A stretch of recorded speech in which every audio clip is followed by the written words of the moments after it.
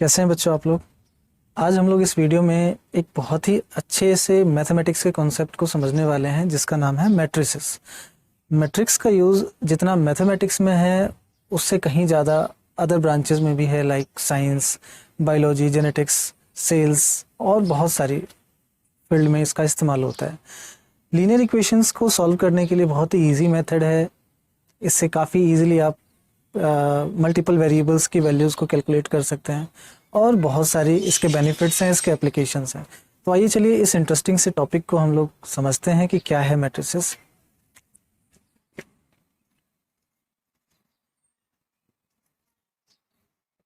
बच्चों इसको आप लोगों ने अभी से पहले मैट्रिसेस के बारे में कुछ खास जानकारी आपके पास नहीं होगी, नहीं जानते होंगे, लेकिन मैं समझा दूं, कोई इतनी बड़ी चीज़ नहीं है। सिंपल डेटाज या इन्फॉर्मेशन को स्टोर करने का एक तरीका है।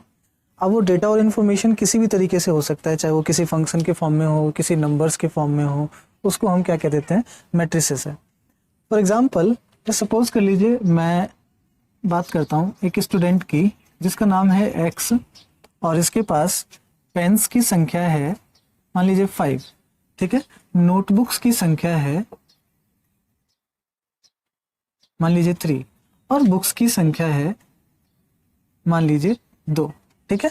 तो ये एक स्टूडेंट है एक्स जिसके पास 5 पेन्स हैं, 3 नोटबुक्स हैं एंड 2 बुक्स हैं। मैट्रिक्स क्या कहता है, मैट्रिक्स ये करता है कि इसी इंफॉर्मेशन को एक रिप्रेजेंट करता है रेक्टेंगल फॉर्म में। देखिए रेक्टेंगल का इसका ब्रैकेट अगर मैं इसको इस तरीके से शो कर दूं, 5, 3 और ये 2, तो ये रिप्रेजेंट हो गया कि जो फर्स्ट वाला जो एलिमेंट है ये आपको पेन रिप्रेजेंट कर दे रहा है, सेकंड एलिमेंट जो है वो नोटबुक रिप्रेजेंट कर दे रहा है और जो ये थर्ड एलिमेंट है वो बुक को रिप्रेजेंट कर दे रहा है। तो ये तो चलिए एक स्टूडेंट की बात हो गई। अगर मैं 2 स्टूडेंट की बात कर लूँ तो मान लीजिए एक स्टूडेंट और है वाई, तो करना क्या होगा, सिंपली इसी में अगर मैं इसके इंफॉर्मेशन को डाल दूं, मान लीजिए उसके पास 7 पेन्स थे, 2 नोटबुक्स थे और मान लीजिए 5 बुक्स थे। तो इस तरीके से एक रेक्टेंगुलर रिप्रेजेंटेशन हो गया किसका, तो डेटाज का रेक्टेंगुलर रिप्रेजेंटेशन हो गया। और वैल्यूएबल डेटा जो होता है, रिलेटेड डेटा जो होता है, वो इंफॉर्मेशन का काम करता है। तो इसलिए अब ये जो बन गया एक मैट्रिक्स, इसी को हम लोग मैट्रिक्स कह देते हैं, ठीक है। So this is what the matrix is. और सिंपली अगर हम इसको आम बोलचाल की लैंग्वेज में अगर इसको मैं अगर एक्सप्लेन करूं तो मैट्रिक्स हो जाएगा, matrix is the array of numbers और functions। और ये कह सकते हैं कि एरे, रेक्टेंगुलर एरे कह लीजिए तो और ज़्यादा अच्छा होगा, रेक्टेंगुलर एरे। रेक्टेंगुलर मतलब ये, ठीक है। तो इसी को हम क्या कहते हैं, मैट्रिक्स कह देते हैं। तो सिंपल सी लैंग्वेज में क्या समझ में आया आप लोगों को कि मैट्रिक्स एक डेटाज को स्टोर करता है, नंबर्स भी स्टोर कर सकता है, फंक्शंस को भी स्टोर कर सकता है। आप समझ सकते हैं कि अगर फंक्शन को स्टोर करा है तो सारी दुनिया आ गई। तो मैथमेटिक्स या किसी भी ब्रांच में फंक्शन अपने आप में एक बहुत बड़ी चीज़ है, सब कुछ होता है फंक्शन। तो अगर ये उसके एलिमेंट्स को स्टोर कर देता है, और इन सब चीज़ों को हम क्या कहते हैं, ये जो चीज़ें हैं इनको हम कहते हैं elements. These are elements of the matrices. अब इसी को हम लोग क्या कर सकते हैं, नेम दे सकते हैं, ठीक है। सपोज दैट इसका नेम हमने ए रख दिया। कभी भी किसी मैट्रिक्स के नेम को हम हमेशा कोशिश करते हैं कैपिटल लेटर्स में रखें, राइट, कैपिटल लेटर्स में। Name of the matrix should be in capital letter, matrix, ठीक है। चलिए कोई परेशानी की बात नहीं, अगर कम भी समझ में आया होगा तो एक और एग्जांपल ले लेते हैं और अच्छा समझ में आ जाएगा। आप लोगों ने 10th क्लास में कुछ pair of linear equation in 2 variables के क्वेश्चन किए होंगे। वहां पर आप जानते होंगे कि 2 kg of Apple, 2 kg Apple plus 1 kg grapes का कॉस्ट है मान लीजिए 200 रुपीज़, ठीक है। और 1 kg of Apple and 2 kg of grapes का कॉस्ट हो जाएगा सपोज कर लीजिए 150 रुपीज़। एक एग्जाम्पल के तौर पे ले लेते हैं। अब देखिए इसी इंफॉर्मेशन को हम मैट्रिक्स के फॉर्म में भी रख सकते हैं। कैसे, तो एप्पल 2, 1 ग्रेप्स, फिर दूसरा यहाँ पर 1 एप्पल, 2 ग्रेप्स और ये एप्पल ग्रेप्स, ठीक है, और ये 200 and 150 फॉर इंस्टांस। मैंने इसको केवल एक रिप्रेजेंटेशन की बात करी है। तो आप देखिए लीनियर इक्वेशन को हम लोग क्या कर ले रहे हैं कि मैट्रिक्स के फॉर्म में रिप्रेजेंट कर दे रहे हैं, राइट। तो अगर मैट्रिक्स, और इसको बाद में फिर कैलकुलेट कर सकते हैं, अगर इसके ऑपरेशंस भी हम लोग आगे की वीडियोस में देखेंगे कि मैट्रिक्स में क्या क्या ऑपरेशंस होते हैं, जिससे कि आप इन सब चीज़ों की वैल्यूज को कैलकुलेट कर सकते हैं, वैल्यू ऑफ वेरिएबल्स को फाइंड कर सकते हैं। तो यहाँ पर एक चीज़ हमको समझ में आ गई कि मैट्रिक्स क्या करेगा, इन्फॉर्मेशन को, डेटाज को, नंबर्स को, फंक्शंस को एक रेक्टेंगुलर एरे में स्टोर करेगा। सिंपल सी बात है। दूसरी बात, इसके रिप्रेजेंटेशन को ही हम क्या कह देते हैं, rectangular array of number and functions को ही हम क्या कह देते हैं, मैट्रिक्स कह देते हैं। इतनी बात आप लोगों को समझ में आ गई। आगे जो समझने वाली बात है वो ये है कि देखिए अगर मैं कोई मैट्रिक्स ले लेता हूँ, एक मैट्रिक्स ले लिया, जनरल मैट्रिक्स ले रहा हूँ मैं, सपोज कर लीजिए ये 1 1 है, 1 2 है, 1 3 है, 1 4 है, ये 2 1 है, 2 2, 2 3 एंड 2 4, ठीक है। ये एक जनरल मैट्रिक्स ले लिया। अब जो है इसको, ये पूरा जो हॉरिजॉन्टल है इसको हम कहते हैं रो, इसको हम कह देते हैं क्या, रो। देखिए स्प्रेड शीट्स वगैरह में, कंप्यूटर में, एक्सेल शीट्स में आप लोगों ने जानते होंगे कि एक्सेल शीट या कंप्यूटर्स में स्प्रेड शीट, जहाँ पर भी इंफॉर्मेशन को स्टोर करना है। स्कूलों में देख लीजिए कि बहुत सारे, मान लीजिए क्लास के जो बच्चे हैं उनका टेस्ट का एक रिकॉर्ड तैयार करना है, ये सब चीज़ें इसमें आती है। डेटा एनालाइजिंग बहुत अच्छा फील्ड है। आप लोग आगे चल के, जैसे कि 12th में हैं, आगे चल के बीटेक वगैरह इंजीनियरिंग करेंगे तो डेटाज के फील्ड में इसका बड़ा ज़बरदस्त यूज़ है। तो वहाँ पर भी इस तरीके से सबसे पहले हम इन्फॉर्मेशन को स्टोर कराते हैं और इसके बाद फिर इस पर बहुत सारे ऑपरेशंस को अप्लाई कर देते हैं। तो यहाँ पर मान लीजिए ये जो हॉरिजॉन्टल जो होते हैं, हॉरिजॉन्टली एलिमेंट्स जो है ये रो कहलाते हैं, रो 1 के एलिमेंट्स कहलाएंगे। और जो वर्टिकल है ये, इनको हम कहते हैं कॉलम्स, ठीक है।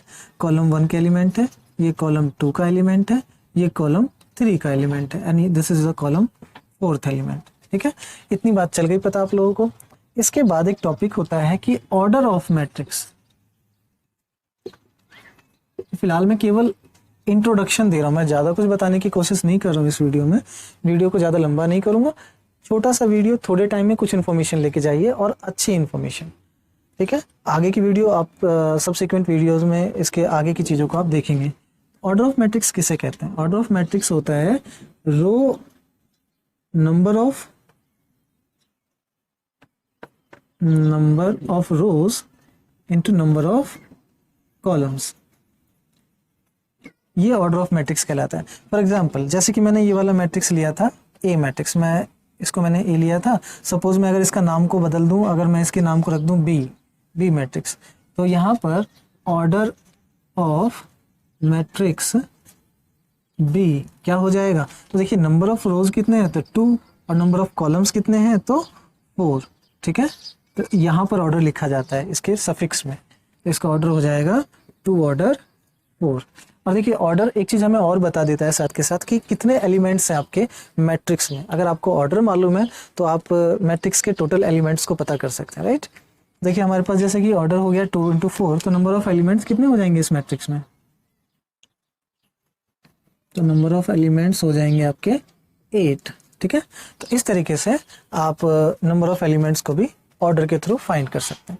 तो बच्चों क्या समझ में आ गया? मैट्रिक्स, ठीक है। उसके बाद एरे ऑफ इंफॉर्मेशंस, वो भी रेक्टेंगुलर एरे। रेक्टेंगुलर का मतलब क्या होगा? इस तरीके का ब्रैकेट है, इसलिए इसको हम रेक्टेंगल कह देते हैं। इसको रिप्रेजेंट करने का तरीका क्या होता है? सिंपल हम रिप्रेजेंट करते हैं AIJ और M × N। देखिए मैट्रिक्स को रिप्रेजेंट करने का ये एक सिंबॉलिक तरीका है, जिसमें जो ये I है इसकी वैल्यू 1 से ग्रेटर होगी और लेस देन होगी M से, और जो ये J होगा इसकी वैल्यू 1 से ग्रेटर होगी और लेस देन होगी N से।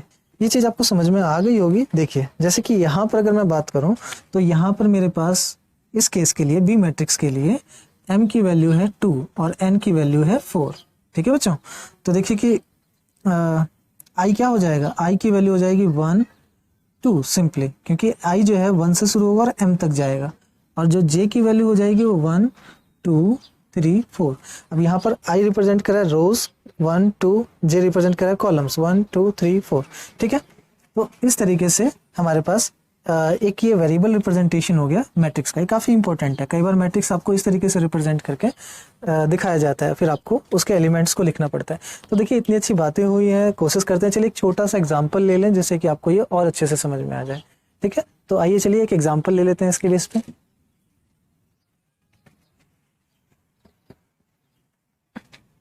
सपोज दैट आपको एक मैट्रिक्स एग्जाम्पल में दिया गया है, एग्जाम्पल के तौर पे find elements of matrix Aij where I you can say here m into n, where m is equals to 2 and n is equals to 3. ठीक है, and Aij is equals to I plus j divided by 3. देखिए बड़ा अच्छा example है, आपको काफ़ी अच्छे से समझ में भी आ जाएगा। थोड़ी देर के लिए अगर मैं यहाँ से इसको सॉल्व करने की कोशिश कर रहा हूँ तो देखिए जरा आई की वैल्यू क्या हो जाएगी। मैंने बताया कि आई की वैल्यू 1 से लेंगे और m तक लेके जाएंगे। ठीक है, j की वैल्यू क्या होगी, अगेन 1 से लेंगे और n तक लेके जाएंगे। तो यहाँ पर मुझे i की जो वैल्यू मिल जाएगी that is i is equals to 1 2, that's all. m तक जाना है 2 तक, और j की वैल्यू है 1 2 एंड 3। तो ये मैट्रिक्स जो मुझे मिलेगा वो क्या मिल जाएगा, मैं इसके एलिमेंट्स को राइट करने जा रहा हूँ। तो ये पहला एलिमेंट होगा 1 1, फर्स्ट रो और फर्स्ट कॉलम का element, first row second column का एलिमेंट। ठीक है, और फर्स्ट रो थर्ड कॉलम, क्योंकि हमें j3 तक लेके जाना है। i की वैल्यू है, फर्स्ट वाली वैल्यू i रिप्रेजेंट कर रही है, सेकंड वाली वैल्यू j रिप्रेजेंट कर रही है। अब चले जाएंगे नेक्स्ट में 2 1 2 2 and 2 3। Okay, and suppose that इसकी वैल्यू निकालनी है। देखिए कैसे निकालोगे, i है 1, j है 1, 1 + 1 divide by 3 that means 2/3। Simple, 1 + 2 that means 3/3, और इसका वैल्यू आ जाएगी 1, रिजल्ट 1 आ जाएगा। 1 + 3 यानी कि 4/3, 2 + 1 1 again, 2 + 2 4/3, 2 + 3 5/3। What I did here, क्या किया मैंने यहाँ पे, देखिए i प्लस j को जोड़ा और डिवाइड कर दिया 3 से। सबको i j को जोड़ा 3 से डिवाइड किया, तो 1 + 1 2/3, 1 + 2 3/3, तो 1 आ गया। 1 + 3 4/3, 2 + 1 3/3 यानी कि 1, 2 + 2 4/3, 2 + 3 5/3। इस तरीके से आपको मैट्रिक्स मिल गया। ठीक है बच्चों, तो ये था इस वीडियो के लिए, इतना ही काफ़ी है। अगली वीडियो का वेट करिए, कुछ और पढ़ेंगे उसके लिए। तो ठीक है बच्चों, तो मैट्रिक्स सिंपली क्या होता है, इन्फॉर्मेशंस को एक स्टोरेज करने का तरीका है। कंप्यूटर्स में बहुत सारे फील्ड में इसका स्टोरेज, आप समझ सकते हैं कि इन्फॉर्मेशन को, जहाँ इन्फॉर्मेशन की तो पूरी दुनिया है, डेटा सारी जगह पर घूम रहा है, हर जगह ये मैट्रिक्स है। गूगल सब जगह देखिए क्लाइंट सर्वर सिस्टम है, हर जगह मैट्रिक्सेस को स्टोर, मतलब डेटाज के इन्फॉर्मेशन को, हमारी इन्फॉर्मेशन बहुत सारी ऑनलाइन सेव्ड है। तो ये सारी चीज़ें क्या कहलाती हैं, जो सेविंग का एक मेथड है वो मैट्रिक्स भी होता है। राइट, आई होप कि आपको ये वीडियो समझ में आया होगा, और अगर इसके रिगार्डिंग कोई भी डाउट्स हैं सो प्लीज़ मैसेज करके पूछिएगा। मैं कोशिश करूंगा कि नेक्स्ट वीडियो में आपके डाउट्स को अच्छे तरीके से डिस्कस करूं। थैंक यू फॉर वॉचिंग, अपना कीमती समय दिया उसके लिए बहुत बहुत शुक्रिया।